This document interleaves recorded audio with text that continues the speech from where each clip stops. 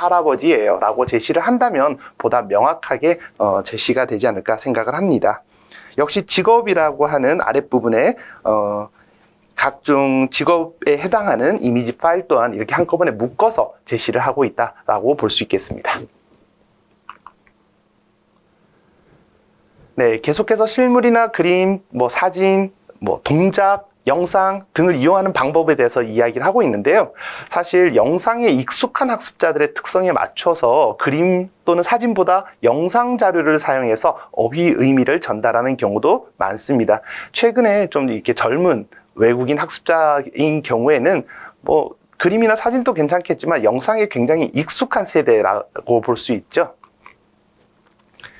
특히 한국어 중에 문화와 관련된 어휘의 경우에는 이렇게 영상으로 제공하는 경우가 굉장히 많습니다. 누리세종학당 홈페이지에서도 보조자료에 이 카테고리 찾아보시면 동영상이 있고요. 동영상 파일을 클릭해 보시면 거기에서 제공하고 있는 여러 가지 자료들은 이렇게 문화적인 내용을 포함하고 있는 컨텐츠인 경우가 굉장히 많습니다.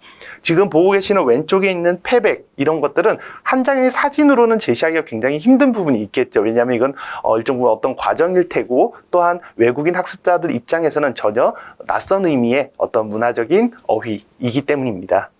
역시 함지나비도 마찬가지입니다. 이건 드라마의 일부분을 이렇게 세종학당에서 이용하고 있었습니다. 네, 문화 관련 어휘 제시 자료의 예입니다. 물론 이건 그림으로도 제시를 할 수도 있겠으나 많은 교재에서는 실제 사진으로 제시를 하는 경우가 많습니다. 지금 보시다시피 한국 요리라든지 서예라든지 태권도, 사물놀이, 탈춤 이런 것들이죠. 지금 보고 계시는 바와 같습니다. 조금 전에 사물놀이가 있었는데요. 사실 표준국어 대사전에 나와 있는 사물놀이의 사전적인 정의를 한번 찾아보면 다음과 같습니다. 네 사람이 각기 꽹과리, 징, 장구, 북을 가지고 어우러져 치는 놀이 이렇게 되어 있습니다.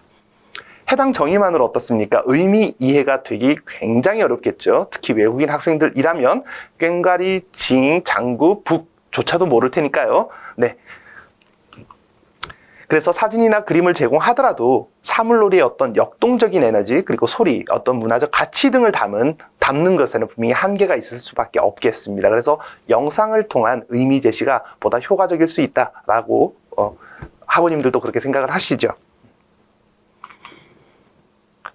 네, 지금까지 살펴봤던 건 어떠한 어휘를 제시를 할 때 우리가 영상이 됐건 또는 실물이 됐건 사진, 그림 이렇게 여러 가지 방법으로 어휘를 제시하는 걸 간략하게 살펴봤는데 이번에는 또 다른 어휘의 제시 방법이 되겠습니다. 바로 분석적 정의라고 하는데요. 이 분석적 정의라고 하는 것은 학습자가 이미 알고 있는 어휘들, 그러니까 선행 학습한 어휘들을 이용해서 결국 사전처럼 뜻풀이를 교사가 다시 한번 재구성해서 의미를 제시하는 방법이라고 볼 수 있겠습니다.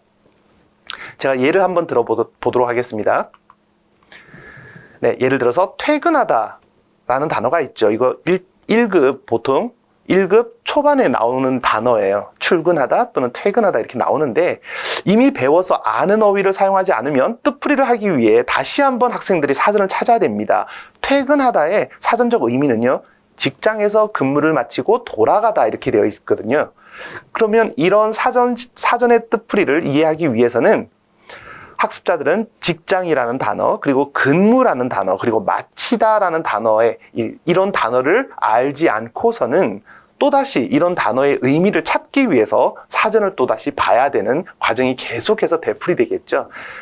그래서 사전적 정의를 그대로 사용하는 것은 분명히 어려움이 따를 수밖에 없겠습니다. 자, 그런데 학습자가 그 전에 배운 어휘를 사용해서 예를 들어서 회사에서 일을 다 했어요. 그리고 이제 집에 가요. 와 같이 더 이해하기 쉬운 새로운 정의를 교사가 내릴 수 있다는 거죠.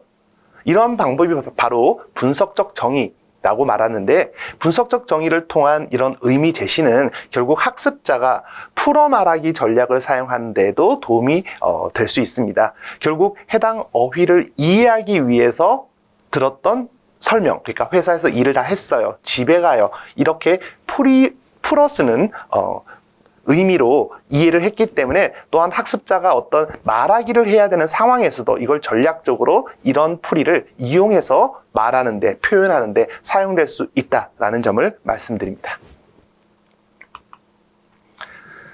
네, 물론 우리가 분석적 정의 방법으로 교사가 어휘를 제시하더라도 시각자료 충분히 제시할 수 있겠죠. 예를 들어서 회사에서 일을 다 했어요. 그리고 집에 가요. 라는 이런 텍스트와 함께 위에는 어떤 적절한 이미지 사진을 넣고 퇴근합니다 라는 말을 쓴다면 퇴근하다의 의미를 학습자들이 보다 좀 명확하게 이해할 수 있지 않을까 생각을 해봅니다. 네, 다음 방법으로는 어휘를 제시하는 방법이죠. 맥락 중심의 제시. 맥락 중심 제시라는 건 결국 맥락을 이용한 정의라고 볼 수 있겠는데요.